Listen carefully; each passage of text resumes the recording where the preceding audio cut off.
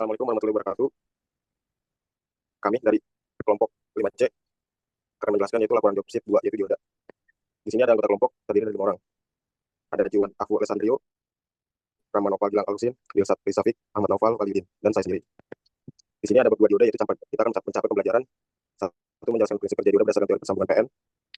Dua, mengukur dan membuat kurva karakteristik dari 4 sampai 1 dioda pada kondisi bias maju, forward bias, dan bias mundur, reverse bias. Yang ketiga, merancang dan menganalisis rangkaian penyara dengan setengah gelombang dan gelombang penuh dan menggunakan konfigurasi jembatan. Yang keempat, menjelaskan fungsi dan cara kerja dioda pre-waiting atau flyback dioda pada beban induktif dalam konteks kendali motor DC industri. Dasar teorinya yaitu dioda adalah komponen elektronika dua terminal anoda dan katoda yang terbentuk dari persambungan dua tipe material semikonduktor.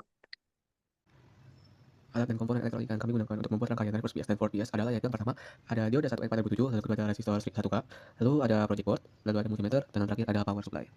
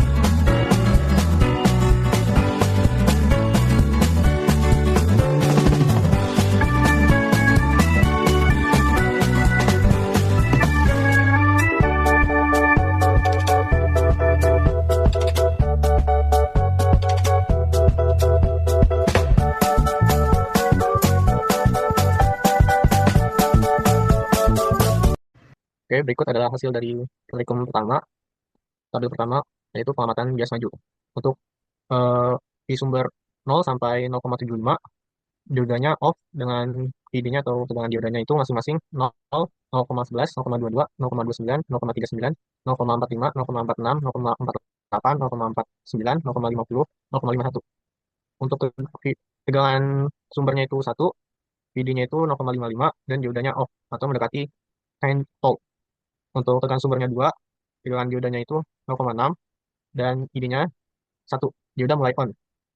Selanjutnya untuk PS-nya dengan sumbernya 5, tegangan diodanya itu 0,65, dan arus diodanya itu 3,6, diodanya on atau arus mengalir. Untuk tabel nomor 2 yaitu pengamatan bias mundur. Untuk tegangan PR dengan 0, IR-nya sama dengan 0. IR-nya 2, IR PR-nya 2, IR-nya 2. PR-nya 5, IR-nya 5, PR-nya 10, IR-nya 10, PR-nya 15, IR-nya 15, PR-nya 20, IR-nya 20, PR-nya 25, IR-nya 25, dan PR-nya 30, IR-nya 30. Lalu ada alat dan komponen untuk penyaras tangan lubang. Yang pertama ada trafo CT 3 ampere, lalu yang kedua ada dioda 1N4007, ada kapasitor 10 mikrofarad, 47 mikrofarad, dan 100 farad, lalu ada resistor 1K, dan juga ada osiloskop. Lalu ada project board.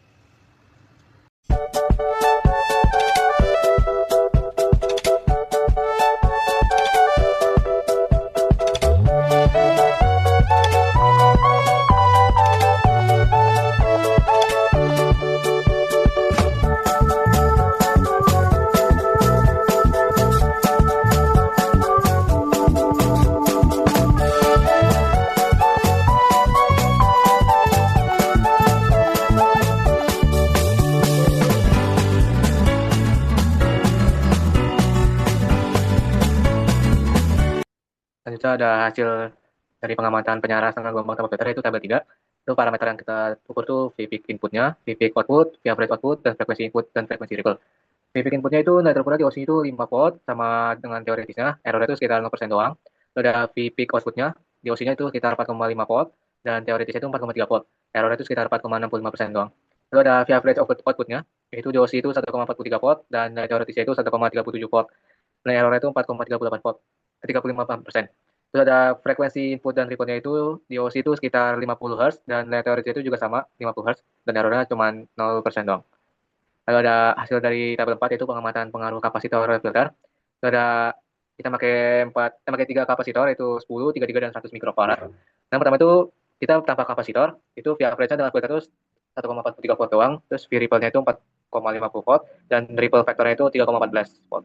Lalu menggunakan kapasitor 10 mikrofarad, itu via average-nya 3,85 volt, via ripple-nya itu 1,31 volt, dan ripple factor-nya 0,34.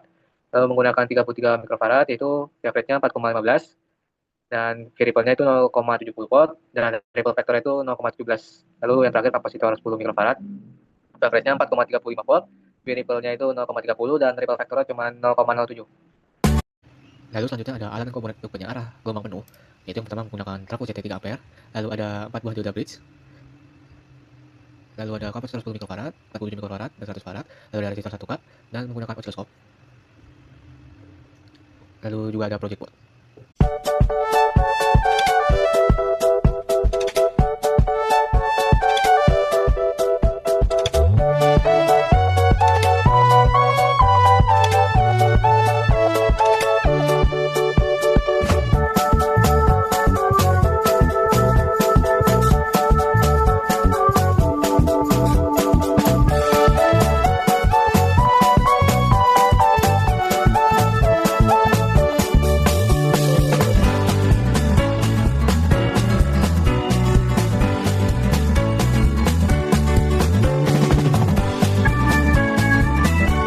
Sekarang hasil perbandingan rangkaian penyiaran. Parameternya ini ada V peak output, V average tanpa filter, V average dengan filter, V ripple, V to peak, frekuensi ripple, dan ripple factor. Untuk setengah gelombang dari V peak output, dia itu 4,5 dengan gelombang penuhnya 11,6 volt. Dan catatannya ini tegangan puncak pada rangkaian bridge terukur lebih besar dibandingkan penyiaran setengah gelombang. Untuk parameter V average tanpa filter, setengah gelombangnya bernilai 1,3 volt dan gelombang penuhnya 3,69 volt. Untuk catatannya, rangkaian bridge mengalami malfungsi menjadi setengah gelombang. Tegangan average dihitung menggunakan rumus setengah gelombang. Untuk parameter V average dengan filter, nilainya 4,35 volt. Catatannya data tidak diambil saat praktikum karena secara teori filter pada gelombang penuh akan menghasilkan tegangan average yang lebih mendekati tegangan puncak. Untuk parameter V tegangan ripple peak to peak, nilainya 0,3 volt. Dengan catatan data ini tidak diambil. Jadi secara teori tegangan riak gelombang penuh akan jauh lebih kecil daripada setengah gelombang. Untuk parameter frekuensi ripple dalam satuan Hz, nilainya 50 Hz. Dan nilai teorinya 50 Hz karena secara teori harusnya naik menjadi 100 Hz. Namun terukur 50 Hz karena rangkaian beroperasi sebagai penyiar setengah gelombang akibat malfungsi jumper.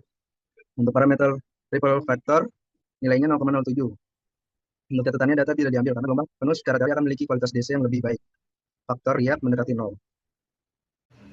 Lalu yang terakhir ada alat dan komponen untuk rangkaian dioda freewheeling, yaitu yang pertama kita menggunakan kabel jumper male to male, lalu ada relay 12 volt DC, lalu ada resistor 100 ohm, dan yang terakhir ada dioda 1N4007, dan kita menggunakan power supply dan juga oscilloscope. Lalu menggunakan project board untuk menyatukan komponen-komponen.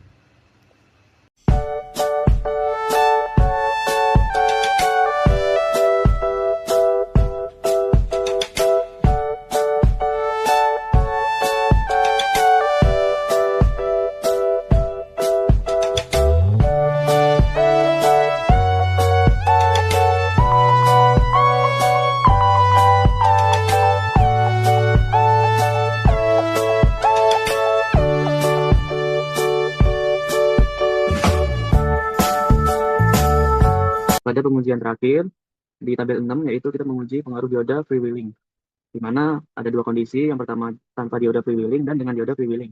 Nah, untuk peak di titik X saat jumper S1 itu di on, tegangannya mendekati 12. Saat jumpernya dilepas atau di kondisi off, itu parameternya menjadi negatif 50 volt. Nah, untuk durasi spike-nya itu sangat cepat, yaitu 1-5 milisecond. Terjadi lonjakan tegangan balik atau back EMF negatif yang tajam dan berbahaya. Hal ini karena koin induktor memaksa arus tetap mengalir saat arus diputus mendadak. Kalau dengan dioda freewheeling itu, ketika cakar di on, tegangannya mendekati 12. Saat cakarnya di off, itu tegangannya kecil, yaitu negatif 0,7 volt. Untuk durasinya lebih lama, hal ini terjadi karena lonjakan tegangan balik berhasil diredam oleh dioda freewheeling. Dioda memberikan jalur aman bagi sisa arus coil untuk berputar, atau istilahnya itu freewheel, dan habis pada hambatan internal coil. Setelah kelompok kita mengamati, yaitu dari tabel 1 pengamatan bias maju, tabel 2 yaitu pengamatan bias mundur, yang ketiga tabel 3 pengamatan penyiaran setengah gelombang tanpa filter, tabel 4 pengamatan pengaruh kapasitor filter, dan tabel 5 perbandingan hasil rangkaian penyiaran, dan tabel 6 pengaruh dioda freewheeling. Itu sudah mendapatkan hasil. Nah, sekian dari kelompok 5 kelas C, kurang lebihnya mohon maaf. Assalamualaikum warahmatullahi wabarakatuh.